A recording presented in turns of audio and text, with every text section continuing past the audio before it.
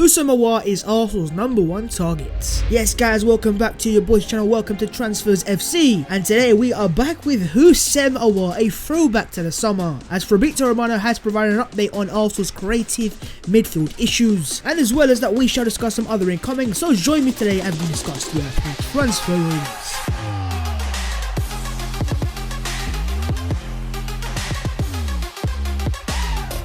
Yo, what is going on guys? My name is Babs14 and welcome back to your boys channel. As always, before we get into the video, make sure to go down there and smash the like button and smash the subscribe button as well if you are new, as we are on the road to 40k. Let me know your thoughts in the comments below on what player, what attacking midfielder do you want to see Arsenal sign in the transfer window. With that being said guys, the Transfers FC is back after a couple of days off. Let's get into some Arsenal transfer rumors. First things first, Houssem Aouar Arsenal transfer update. My guy, man like Houssem from the summer from Lyon, you know the thing, he was linked with heavily to a transfer to the Arsenal. But surprisingly so, since the start of this window, there has been next to no rumours whatsoever linking Aouar to a transfer to the Emirates. But saying that today, Fabrizio Romano has said Aouar has always been first target for Arsenal. They love him and they are convinced he will be perfect in their midfield. And as well as that, he said the problem is that Lyon asked for 60 million euros. They are having an amazing season. They want to be back in the Champions League, so at the moment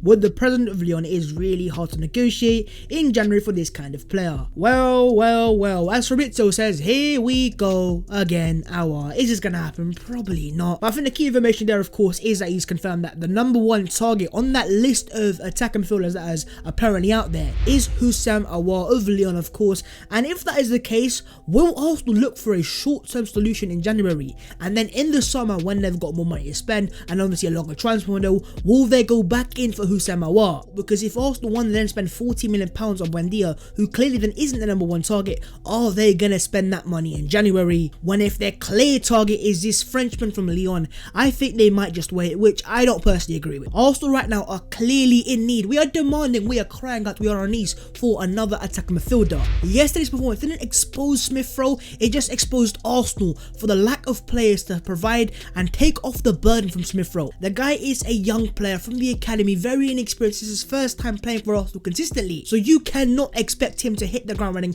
and consistently provide creative numbers to the highest level because he's just not ready. And if anything for Arsenal, I don't care who the #1 target is it Aouar, is it someone else, we need to sign a player in January, and that player has to be a creative midfielder. But while we're talking about Houssem Aouar, lads, would you take him at the Emirates Stadium? We're throwing him back to the summer, but let me know your thoughts on Aouar, and do you think he's the right player on top of Arsenal's apparent list? Let me know your thoughts in the comments below. And talking about other transfers, back to Manor Solomon of Shakhtar Donetsk, as his agent Ben Erza tells Yon Pod that the chance of his client signing for Arsenal this month are 50-50. You never know. He believes Arsenal are interested in Manor to play as one of their wingers. Now what he's done there is he's confirmed that Arsenal are in fact interested in his client, and a move is definitely possible, but the report has also added that Manor prefers to move in the summer. One of the reasons is why many Arsenal players status is uncertain. At least 10 players would leave Arsenal, but we won't say no to Arsenal Football Club. There's interest from top 15 clubs in the world mentioned, with RB Leipzig. Can someone please let me know how many more young players does this Red Bull energy drink want? I mean, you got enough, you got so much, like at least give us this man here. But all jokes aside, I think the key thing from here of course is the agent confirming that a move in January is a possibility, and if Arsenal put an offer forward for Shakhtar Donetsk, the player will not stop. He wants to come to Arsenal, they won't say no to us. But while this transfer, I don't mind it happening definitely in the summer, but right now the priority remains an attacking midfielder Arsenal. So Solomon, you can wait till the summer, and if you sign in January, let's sign him with another attacking midfielder. Lads, let me know your thoughts on Solomon to Arsenal in the comments below. And in terms of Arsenal, my message is very simple.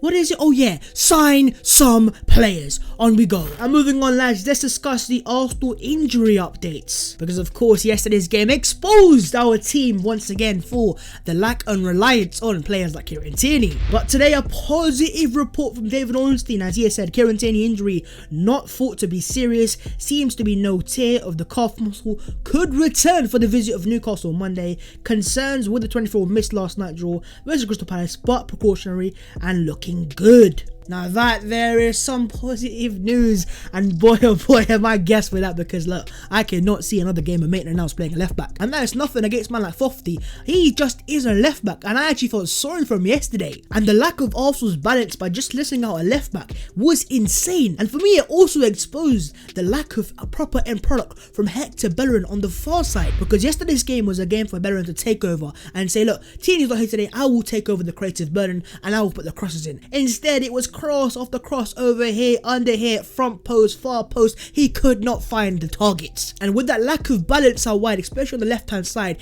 it meant Palace could converge on Smith Rowe and Saka and nullify those threats. And so if KT can be pass fit for the game against Newcastle, the Tesco's finest is needed, because it just provides the team with so much more balance going forwards. And of course, in the last game played for Arsenal, he provided 6 key passes against Newcastle in the FA Cup. And so I am hoping to God and praying to the Almighty that Kieran Tierney is pass fit and ready for the Newcastle game, because we cannot play without him. We are quite literally KTFC, Tesco's finest. Hopefully he is good. Moving on, lads, also on Pablo Mari, and Arteta has said he had a calf injury in training on Wednesday. I think he will miss a few matches. He's another one that we will lose, but we've got Gabriel back from after COVID, which is good news. We've got Thomas Partey back as well, so let's focus on the positives. Nah man, Pablo Mari getting injured, this is a bit suspect, I cannot lie, because there have been some reports claiming that Pablo Mari has some sort of a clause where after he plays a certain amount of games, Arsenal have to pay £1 million to his ex-club.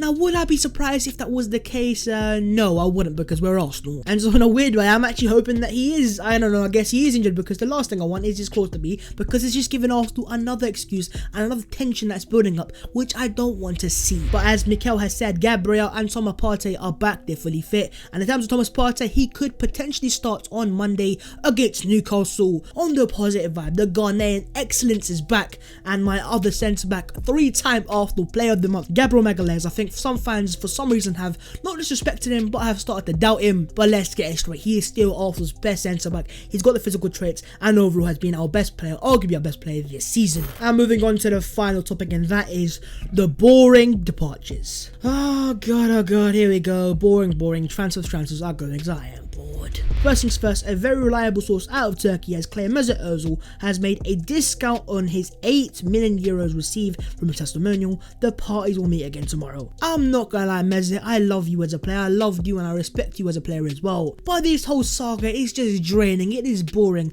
Whether it's Arsenal at fault or Mesut Ozil's party, can we just put it to bed? All these rumours started at the start of the transfer window. We are now 2 weeks into the window and we're still talking about the same old thing, and it's getting repetitive, it is getting boring, and I think it is time to go for this scenario and this situation. And the same goes to you, Socrates, as well. I'm looking at you very closely. Pick a club and it's time to go for you as well. But in terms of this, it is just so awful that even when a player is leaving us, that he's leaving us and he's transferring away from us, we're still paying for the deals. How does that make any sense? Lads, what's going on? But in terms of a potential incoming, Barcelona goalkeeper Neto, who is linked to a move to Arsenal yesterday, has asked Barcelona that he wants to leave, and the player is represented by Kieran. Now, of course, in terms of the Arsenal goalkeeping situation, Arsenal wants to loan Alex Ronaldo. They don't want to have him in the club. They don't think he's ready. But one thing I will say is, if we sign Neto, he's leaving Barcelona to play first team football, and I'm sure with his caliber, there'll be so many other clubs wanting him at their clubs to play regular football. But then saying that, the guy's agent is Kieran,